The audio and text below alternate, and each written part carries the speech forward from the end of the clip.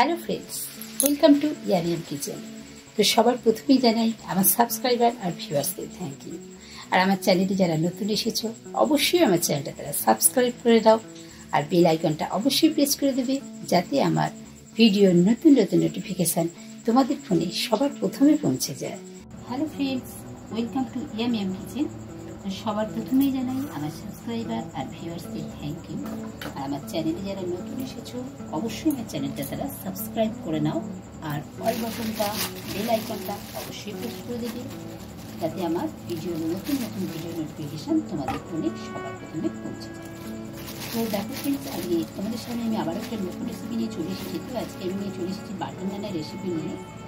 তো আমি এখানে নিয়ে নিচ্ছি, দেখো 2 কাপ, আরও হাফ কাপের একটু বেশি নিয়ে নিলাম আমি ময়দা। আর আমার প্রয়োজন মতো নিচ্ছি ফ্রেন্ডস, তোমরা তোমাদের প্রয়োজন মতো নিয়ে নেবে। তো আমি এখানে 2.5 কাপ মতো নিয়ে নিয়েছি ময়দা। এবার এখানে আমি দিয়ে দিচ্ছি 3 টেবিল স্পুন চিনি, দিয়ে দিচ্ছি 4 table spoon milk powder,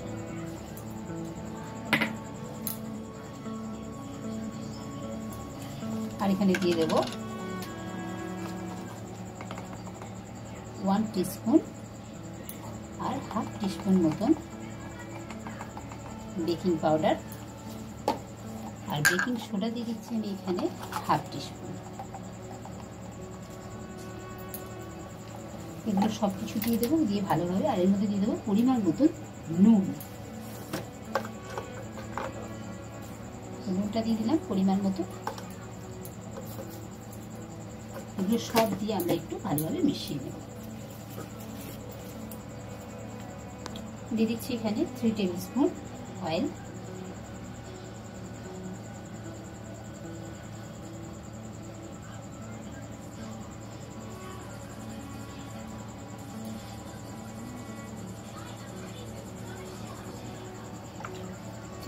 oil দিয়ে দিলাম, আর দিয়ে দেবো 1 টেবিল স্পুন মতন বাটার।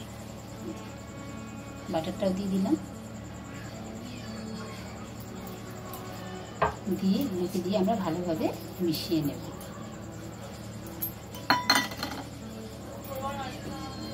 দেখো ফ্রেন্ডস, এখানে আমি দিয়ে দিচ্ছি 200 গ্রাম মতন টক দই।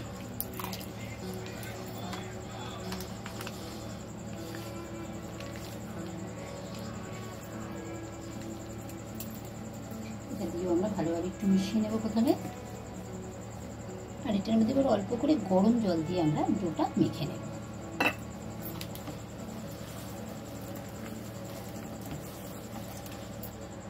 দেখো ফ্রেন্ডস, হাতের মধ্যে এবার একটু অল্প করে তেল দিয়ে আমরা ডোটার মধ্যে মাখিয়ে ডোটাকে এইভাবে এখন আমি রেস্টে রেখে দেবো 8 ঘন্টার মতো। দেখো ফ্রেন্ডস, বাটার নান তার সাথে করছি আমি চানা মশলা। তো তার জন্য আমি এখানে কাবলি ছোলা ভিজিয়ে দিয়েছিলাম 6 থেকে 7 ঘন্টা মতন আগে। তারপর ছোলাটার মধ্যে দিয়ে দিয়েছি 4টে এলাচ, 4টে লবঙ্গ, 2টো তেজপাতা, দারচিনি দিয়ে এটাকে আমি সিটি মেরে সেদ্ধ করে নিয়েছি। কাবলি ছোলাগুলো কিন্তু এরকম সেদ্ধ হতে হবে, এই যে টিপলে যেন গলে যায়। এবার এখানে একটা কড়াই বসিয়ে দিয়েছি, দিয়ে দিচ্ছি সরষের তেল। তো দেখো ফ্রেন্ডস, এখানে আমি দিয়ে দিচ্ছি ফোড়নটা, একটা তেজপাতা দিয়ে দিলাম, আর দিয়ে দিচ্ছি লবঙ্গ, এলাচ আর দারচিনি। এটা দেওয়ার পর এখানে দিয়ে দিচ্ছি পেঁয়াজ বাটা।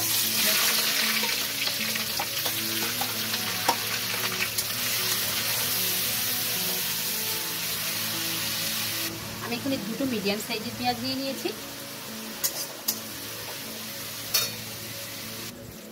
এবার এখানে দিয়ে দিলাম আদা রসুন পেস্টটা,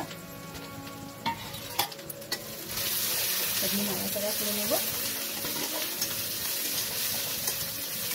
তো দিয়ে দিচ্ছি টমেটো। এখানে আমি 2টো মিডিয়াম সাইজের টমেটো নিয়ে নিয়েছি। দিয়ে দিলাম হলুদ গুঁড়ো, লঙ্কা গুঁড়ো, আর দিয়ে দিচ্ছি সাম্বার মশলা।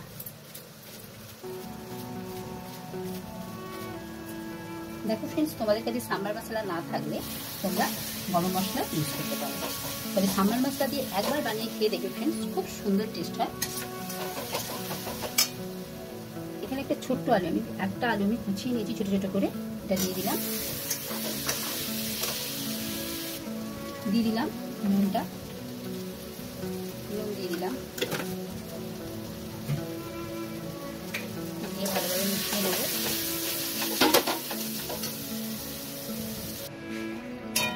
তো দেখো ফ্রেন্ডস, এবার আমরা এর মধ্যে দিয়ে দেবো কাবলির চানাগুলো, মানে কাবলি ছোলাগুলো এবার দিয়ে দেবো। এবার কাবলি ছোলাটা দিয়ে দিচ্ছি এখানে, দিয়ে ভালোভাবে মিশিয়ে নেব।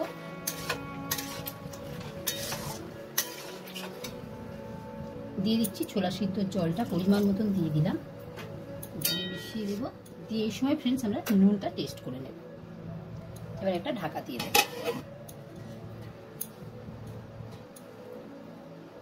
দেখো ফ্রেন্ডস, চানা মশলাটা হতে হতে আমরা ময়দাটা একটু মেখে নিই।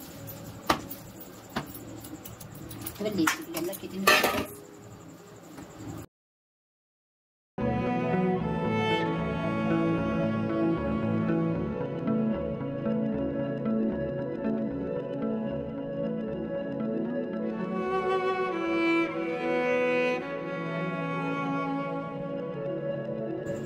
দেখো ফ্রেন্ডস, আমাদের চানা মশলাটা হয়ে গেছে। আমি লাস্ট ফেসে এখানে চিনি দিয়ে দিচ্ছি 1 টেবিল স্পুন মতো। দেখো ফ্রেন্ডস, আমাদের চানা মশলাটা রেডি হয়ে গেছে। আর তোমরা এখানে নুনটা চিনিটা একটু নিজেরা টেস্ট করে নেবে, দিয়ে দেবে। দেখো ফ্রেন্ডস, এইভাবে একটা করে লাল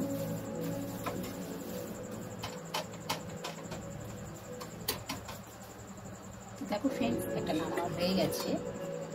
এবার এটার মধ্যে আমি বাটার দিয়ে ঢুকিয়ে দেব এভাবে। তো দেখো ফ্রেন্ডস, আমাদের নরম তুলতুলে নান আর চানা মশলা রেডি হয়ে গেছে। তো চলো এবার ডিনারটা সেরিয়ে নেওয়া যাক। তো দেখো ফ্রেন্ডস, একটা আমি তোমাদেরকে নান ছিঁড়ে দেখাচ্ছি কতটা নরম তুলতুলে হয়েছে। তোমরা ভিতরটা দেখলে বুঝতে পারবে। দেখো একদম তুলোর মতো নরম ফ্রেন্ডস, প্রচণ্ড গরম আছে এখনো, একদমই নরম। দেখো, তো অবশ্যই তোমরা একবার ট্রাই করবে ফ্রেন্ডস। আর লাইক শেয়ার কমেন্ট করতে ভুলবে না friends. Thank you for watching.